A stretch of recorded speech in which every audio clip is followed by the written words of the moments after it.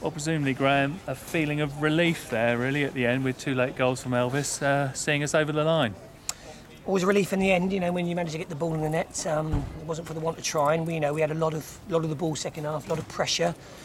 We couldn't unlock the door, and as much ball as we had, and as much as we tried to create chances and get it wide and get it in, and we didn't really work the goalkeeper, over the course of the game, up until right at the very end, and then Elvis has come up with 2 bits of magic to collect the 3 points. And did you think it really was going to be one of those games again where we sort of battered them, particularly in the second half, and didn't really get the just results?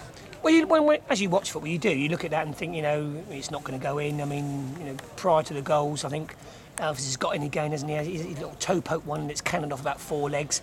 We haven't had things off the goal line and off the crossbar and off posts as if it was the Alamo at them. So it didn't come to that stage. But you do look at games like that and think, we're going to keep pushing, and you always worry that the counter attack's going to come the other end and kill the game off at 2-0.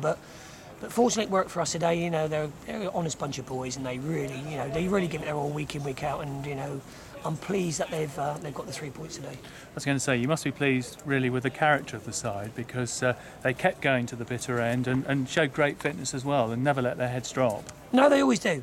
There is a real honest bunch of boys, and they let themselves down just purely through individual decision makings, and that's why they're here at this level. But it's not through heart, and it's not through desire, and it's not through work rate that they let themselves down. It's just sometimes at key parts of the game they choose, they make the wrong decision, they choose the wrong option, and it sometimes calls to goals against, and it gives them an uphill mountain to climb. I just like them some weeks if they could, get in the comfort zone sometimes and have a bit of an easy run, but at the moment, they're having to work really hard.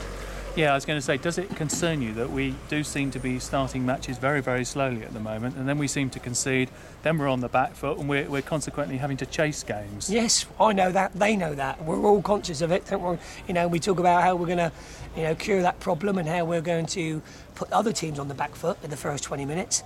But we come out and we look the same as the week before. Get slow start against Eastleigh. So. We know what to do.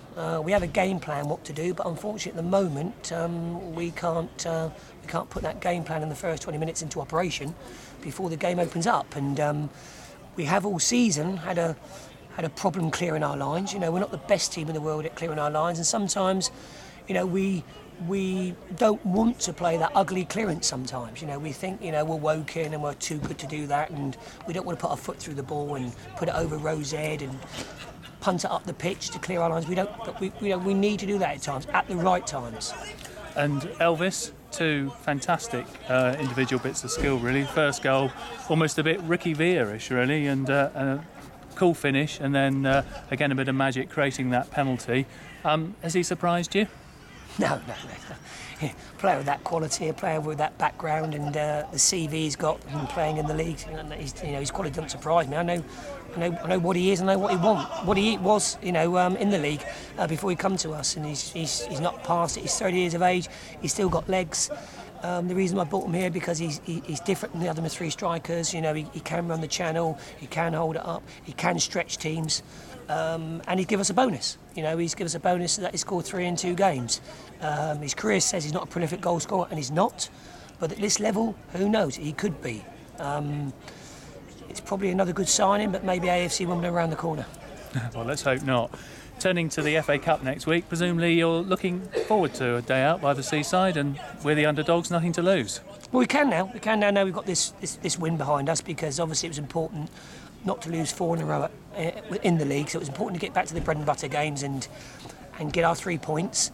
We've done that now. We can have a nice weekend, and we can look forward to Brighton. As you said, we're complete underdogs. There's no pressure on us, which would be nice, because we know we don't get that too often. So we can relax, we can go there, we can give our all, which we're going to have to do. And all I hope for is that we don't disgrace ourselves and we put up a performance that merits, the worthiness of Woking Football Club. We'll try and give our supporters as much as we can now, and we know they're going to come down in their hundreds. We know they're going to back us, and hopefully we can put on a good performance and maybe cause a major upset. Lovely, thanks very much, Graham. Thanks very much.